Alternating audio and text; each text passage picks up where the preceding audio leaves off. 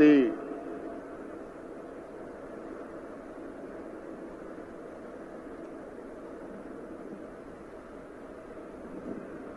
के छात्रों को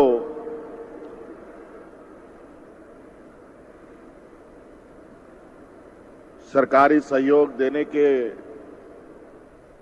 और विभिन्न योजनाओं के शिलान्यास उद्घाटन कार्यक्रम में आए हुए हमारे साथ मंच पर विभाग के मंत्री भाई दीपक बिरुआ जी,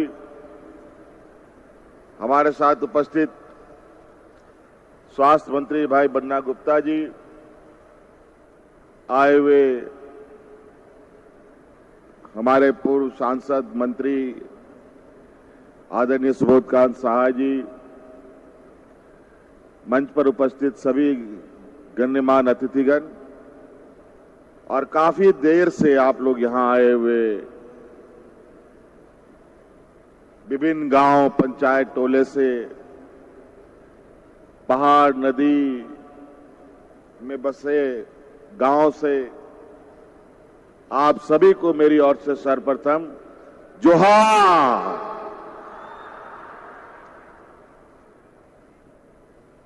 मैं आपका बहुत समय अब नहीं लूंगा और आने में विलंब इसलिए हो गया कि लगभग 450 बच्चों को आज हम लोगों ने नियुक्ति पत्र दूसरे जगहों पर दिया और कल भी 550 बच्चों को सरकारी नौकरी भी दी। तो ये अनवरत चीजें चल रही है और आज यहां कल्याण विभाग ने सभी लोग अपने अपने विभाग में दिन रात लगातार मेहनत कर रहे हैं और ये कल्याण विभाग तो इतना बड़ा विभाग है जो शहर से लेके गांव तक लोगों का ख्याल रखता है। आप लोग को मालूम है कि गरीब गुरबा लोगों को कोई भी चीज बहुत आसानी से नहीं मिलता है और उसके लिए भी जो नीति निर्धारण होते हैं बड़ा ही अजीबोगरीब नीति निर्धारण हो जाते हैं, जहां योजना तो बनता है लेकिन उसका लाभ गरीबों को नहीं मिल पाता है। हम लोगों ने लंबे समय तक इस चीज को महसूस किया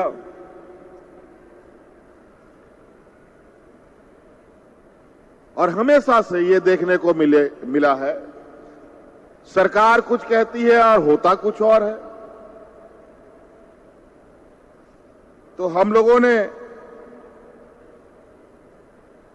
अब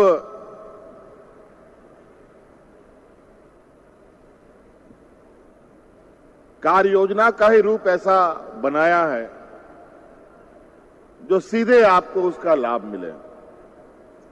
इसीलिए मैं बार बार कहता हूं, ये सरकार रांची हेडक्वार्टर से नहीं बल्कि गांव से चलने वाली ये सरकार है।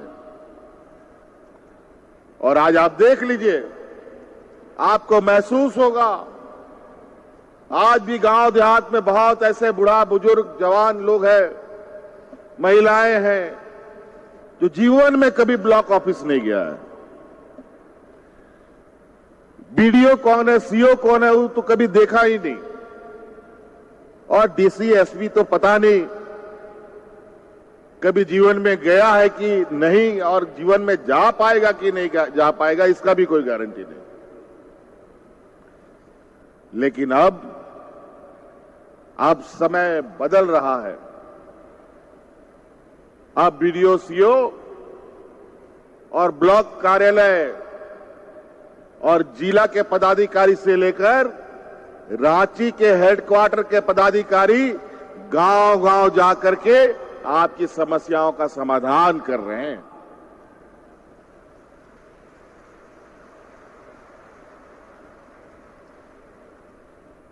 कभी भी बीडीओ सीओ गांव नहीं जाते थे, डीसीएसपी गांव नहीं जाते थे, विभाग के सचिव गांव नहीं जाते थे।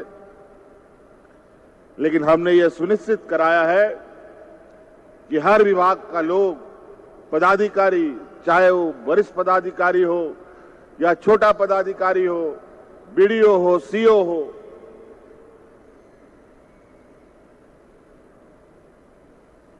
पहले बहुत ये हुज्जतें होती थी। बीडीओ का खोज में 1 दिन, 2 दिन, 3 दिन, 4 दिन, हफ्ता, महीना गुजर जाता था। कभी मिलता था, कभी नहीं मिलता था।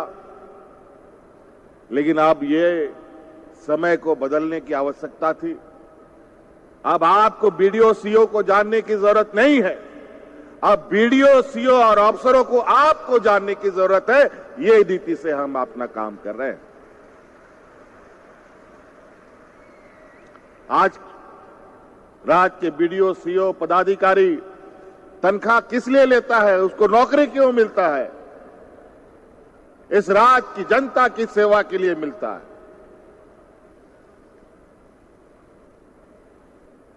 और आज जिस तरीके से विगत राज्य अलग होने से पहले और आज अलग होने के बाद जो हमारे विपक्षों ने पदाधिकारी को जो इनकी चमड़ी मोटी कर दी कि कहीं हिलने को तैयार नहीं होता। लेकिन याद कीजिए, सरकार बनने के बाद कई चुनौतियां आई। 2 साल तो कोरोना जैसा महामारी में हम लोग उठापटक करते रहे। 2 साल से भी अधिक जब जीवन सामान्य होने लगा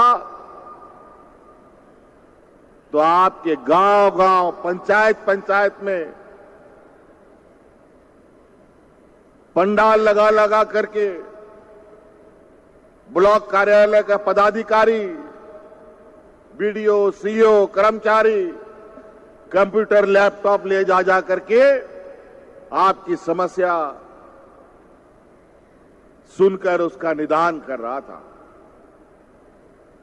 आज उस गांव, पंचायत, टोला में सरकार आपके द्वार के इस कार्यक्रम के माध्यम से हमें गांव की असलियत, असली खबर आने लगी। समस्याएं अनगिनत है, गरीब राज है ना। गरीब गुरुआ लोगों के पास समस्या हमेशा मुंह बहा करके खड़ा रहता है।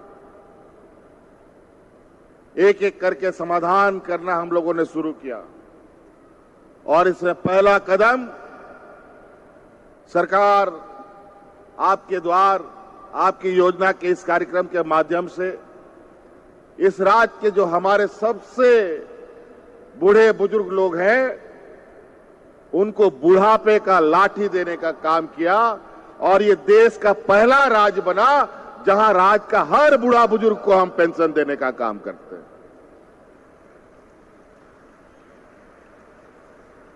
बूढ़ा बुजुर्ग तो छोड़ो, हर विधवा महिला को पहले 30-40 साल होता था,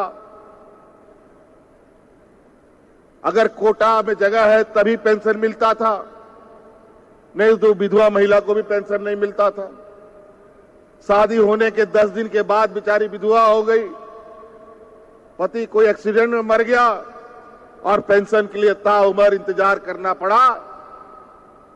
कभी पेंशन 60 साल के बाद मिला या फिर मरने के बाद भी नहीं मिला। लेकिन हमने कानून बना दिया, इस राज्य में जिस दिन से जो भी महिला विधवा हो जाएगी उसी दिन से उसको पेंशन मिलेगा, चाहे वो 18 वर्ष की होगी, चाहे वो 40 या 50 साल की होगी।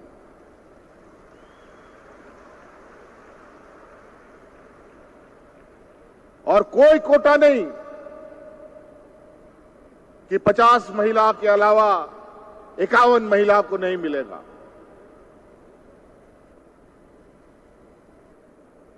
आज ये देश का पहला ये राज्य बना बूढ़ा बुजुर्ग विधवा पेंशन तो हुआ ही, साथ साथ में कुछ महिलाएं ऐसे भी है हमारे राज्य में है, क्योंकि गांव को हम जितना करीब से देखा है, जितना नजदीक से महसूस किया है, तो हमें पता है गांव देहात में क्या होता है। तो कई महिलाएं ऐसे भी हैं जिसका पति जिंदा रहते हुए उसको छोड़ के भाग गया। हम लोग वैसे महिलाओं को भी पेंशन देने का कानून बना रखे हैं। आज हजारों महिला इसका लाभ ले रही हैं। तो कई ऐसी चीजें, आज मैया सम्मान योजना पूरे राज्य में इसका लाभ महिलाओं को मिल रहा है।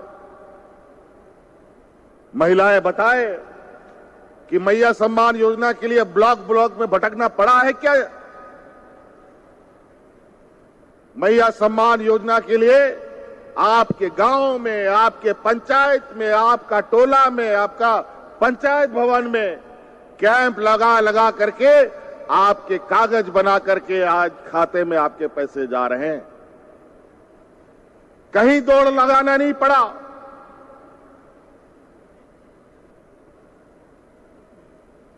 हां, जरूर कुछ दलाल जो बरसों से एकदम राक्षस की तरह खड़ा है, हर जगह कुछ ना कुछ वो लोग अपना रास्ता ढूंढने लगता है। हम लोग का गांव देहात का लोग कम पढ़ा लिखा लोग है, उसमें भी 500, 50 रुपया, 100 रुपया ठगने में कोई कसर नहीं छोड़ता है। फॉर्म भरने के लिए, लिखने के लिए भी 20 रुपया, 25 रुपया छीटने का प्रयास करता है। लेकिन इन दलालों को पहचानिए। अब कानून ऐसा बना है कि दलाल के पास जाने का जरूरत नहीं है। बूढ़ा बुजुर्ग लोग 50 साल का हो गया तो आप अपना आधार कार्ड लेकर के वीडियो का सामने खड़े हो जाइए। उसका कर्तव्य है बिना सवाल जवाब पूछे आपका वृद्धा पेंशन का कार्ड बनाए।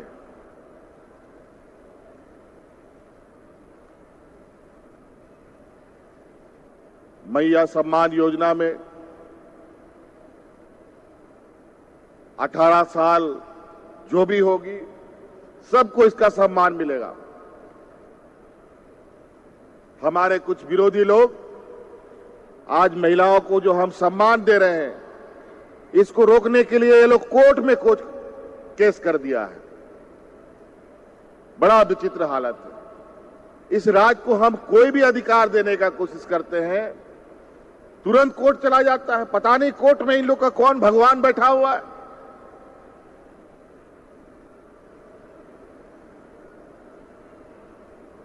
यहां का स्थानीय नीति बनाए तो ये कोर्ट में चले जाते हैं। महिलाओं को सम्मान योजना दो तो कोर्ट चले जाते हैं।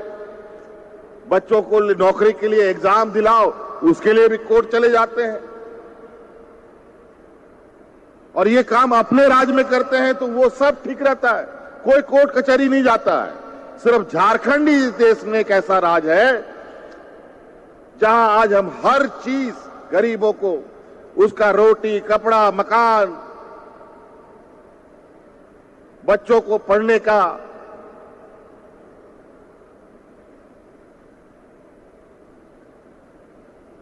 एक ऐसा रास्ता उनके लिए खोलने का प्रयास, जहां हम आने वाले समय में और भी समाज के लोगों के साथ मजबूती के साथ कंपटीशन कर सके। हर चीज में ये कोर्ट कचहरी जाते हैं।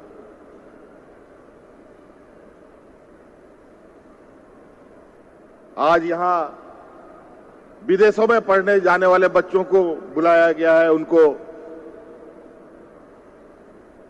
अनुमति पत्र उपलब्ध कराया जाएगा। बता दें, ये बच्चे तो पढ़े लिखे हैं। देश का कौन ऐसा राज्य है जहां ये योजना चलता हो। अगर कहीं चल भी रहा होगा तो इस देश में ये पहला राज्य है जिसने ये कार्यक्रम को चालू किया है।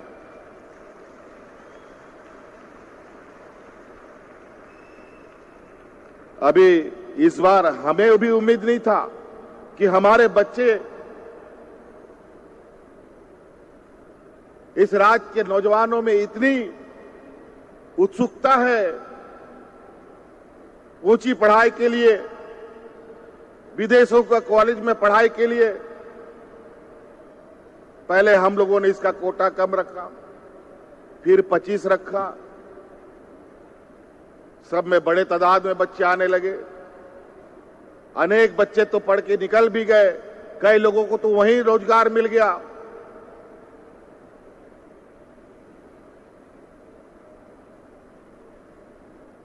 और अभी मंत्री जी ने हमें आग्रह भी किया है, इस बार मुझे लगता है कुछ बहुत अधिक आवेदन आए हैं, सभी बच्चे उसमें शामिल नहीं हो पाए, इसकी दायरा बढ़ाने की बात कही जा रही है। निश्चित रूप से अगर हम 25 बच्चों को भेज सकते हैं तो 50 बच्चों को क्या 100 बच्चों को क्यों नहीं भेज सकते। ये एक नीति निर्धारण की आवश्यकता है। मैं जरूर इस विषय पर गंभीरता से विचार करूंगा और इसके दायरे कहां कहां तक ले जाए जा सकते हैं, इसके विस्तृत विचार उपरांत एक ठोस निर्णय पर मैं जरूर इस कार्य को पूरा करूंगा। तो कई ऐसी चीजें हैं, आज नौजवान स्वरोजगार के लिए कोई स्कॉर्पियो ले रहा है, कोई बोलेरो ले रहा है, कोई पिकअप वैन ले रहा है, कोई स्कूटी ले रहा है। आज देखो ये मैया कितनी बढ़िया बात, बेचारी विधवा महिला जीवन में अकेले किसके सहारे जिएगी। सरकार ने मुख्यमंत्री रोजगार सृजन ला करके आपके सामने खड़ा रखा है। आपको जो काम करना है, चाहे विधवा महिला हो चाहे वो सामान्य महिला हो, आपको बहुत महिलाओं को तो हमने 20 लाख 25 लाख रुपए का लोन लेते हुए देखा। हमने पूछा उनसे कि आप क्या करना चाहते हैं, तो कोई किसी ने कहा कि हम छड़ सीमेंट का दुकान करेंगे, किसी ने कहा कि हम राशन दुकान करेंगे, कुछ ने कहा नौजवानों ने वेल्डिंग का दुकान खोलेंगे। और आज 5 लाख रुपया आप बैंक में जाकर के लेके दिखा दीजिए, यहां के आदिवासी, मूलवासी, गरीब, किसान, मजदूर तो हम बता दें। आज सरकार के सारे पैसे राज्य के बैंकों में हैं, लेकिन यहां के आदिवासी मूलवासियों को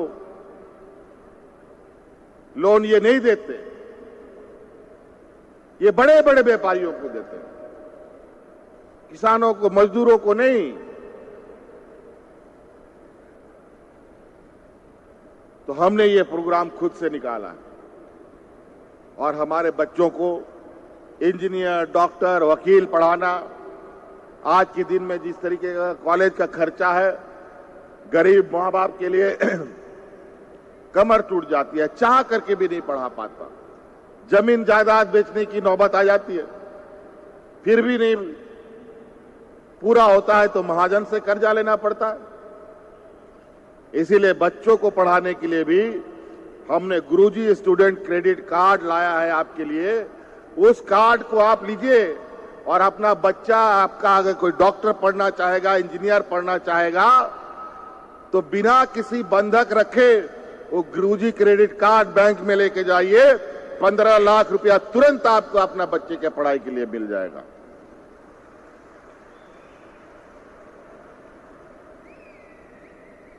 नहीं तो बैंक वाला जो घुमाएगा, घुमाते घुमाते आपका जूता चप्पल घिस जाएगा,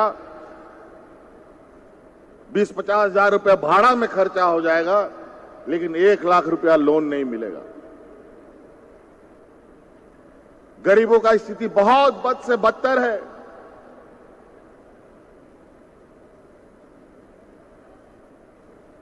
हम लोगों का ये कार्यकाल तो मात्र 2 साल ही कहिए, 2 साल तो हम लोग कोरोना में ही सब अपना घर में ताला लगा लगा के रह गए।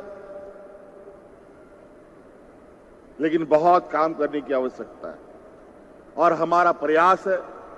और आज मैया सम्मान की बात जिनको आज खटक रहा है, आज हमने 1000 रुपया खाता में देना पहुंचाना शुरू किया, तो ये इन लोगों का सांप सूंघा हुआ है। आज मुझे लगता है कि पहला नहीं दूसरा किस्त भी महिलाओं के खाते में जा चुका है। बताइए तो दूसरा किस्त पहुंचा कि नहीं खाता में? हाथ खड़ा कीजिए, पहुंच गया कि नहीं? चलिए पहुंच गया, बहुत बढ़िया। और याद कीजिए, हमारे देश की प्रधानमंत्री जी बोलते हैं विदेशों से काला धन लाएंगे, हर एक के खाता में 15 लाख डालेंगे। किसी का 15 लाख रुपया आया? ये हालत है। गरीबों का आवास के लिए केंद्र सरकार के दरवाजे में नाक रगड़ते रगड़ते हम लोग का नाक घिस गया, लेकिन ये लोग गरीबों का पैसा नहीं दिया। तब जाकर के जब नहीं देने के लिए उन लोगों ने मना कर दिया और आखिरकार जो हमारा पैसा था बगल के अपने राज्य में जहां भाजपा की सरकार है वहां भेज दिया, तो हम लोगों ने भी ठान लिया नहीं दोगे तो मत दो, हम अपना आबू आवाज चालू करेंगे और गरीबों को आवाज देने का काम करेंगे।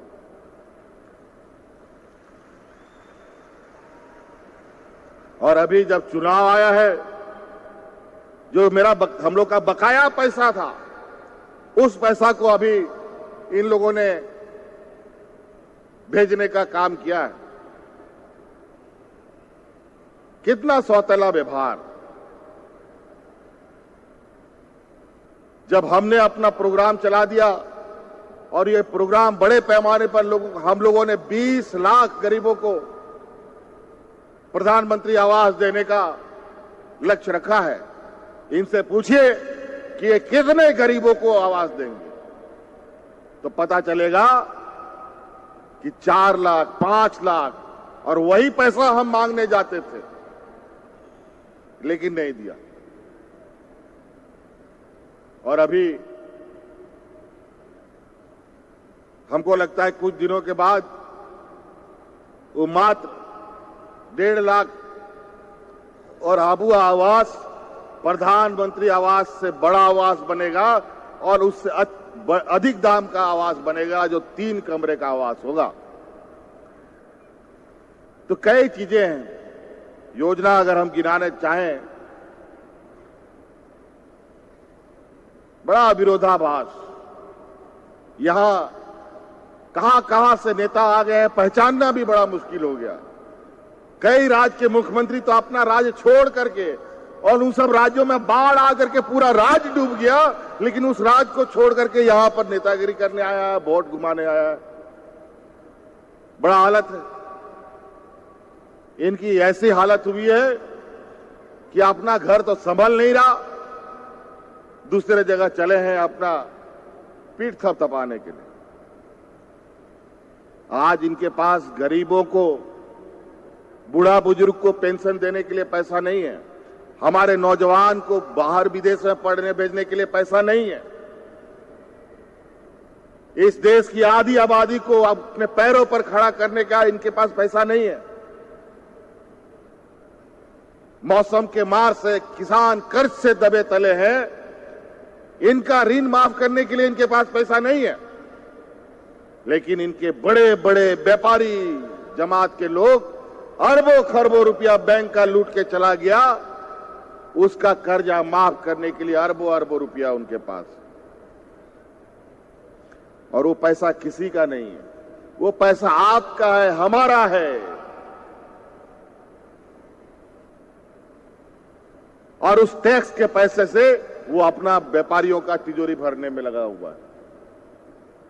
आज देख लीजिए, इतने चेहरे, इतने नेता आपको अभी नजर आएंगे, क्योंकि अभी 2-3 महीने के बाद झारखंड में चुनाव होना है। इतना नेता अभी से कूद रहा है, एकदम गिद्ध की तरह मंडरा रहा है। कभी कभी ऐसा लगता है कि आसमान अब खत्म हो गया, ये पूरे आसमान को घेर लेते हैं, इतना गिद्ध टाइप से मंडराना शुरू हुआ है अभी। जब जनता उनको नकार रखी है, तब उस राज्य की सरकार को ही खरीद लो, इतना पैसा है इनके पास। अभी जाके देखो महाराष्ट्र का क्या हाल है। महाराष्ट्र का सरकार को खरीद करके उन लोगों ने सरकार बनाया।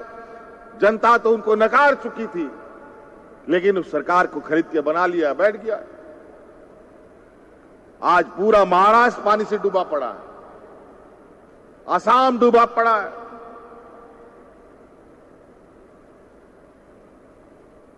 और हमारा झारखंड भी अब तो बारिश से कई क्षेत्रों में पानी घुस गया। लेकिन कोई बात नहीं, बातें बहुत है, लेकिन समझिएगा, याद रखिएगा, हम बात को समाप्त करना चाहेंगे। आप भी दूर दराज जाएंगे, हमारे मंत्रीगण को भी अपने क्षेत्रों में कार्यक्रम आयोजित है। इन्हीं बातों के साथ ये बताइए, सरकार ठीक काम कर रही है कि नहीं कर रही है? ठीक काम कर रही है? मैया सम्मान योजना कैसा लगा? आप लोगों का आशीर्वाद रहेगा। चलिए, बहुत बहुत धन्यवाद सभी को। पुनः जोहार, नमस्ते।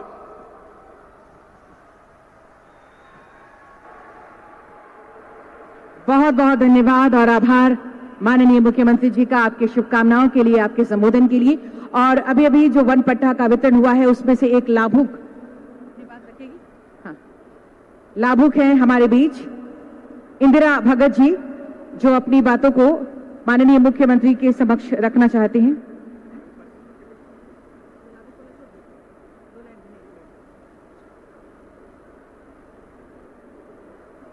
और सबसे पहले परिसंपत्तियों की बारी आ गई है। मरांग गोमके पादरसी छात्रवृत्ति योजना के अंतर्गत प्रमाण पत्र प्रदान किया जाएगा। प्रमाण पत्र प्रदान किया जाएगा। मिस सजल निधि बाड़ा सिमडेगा।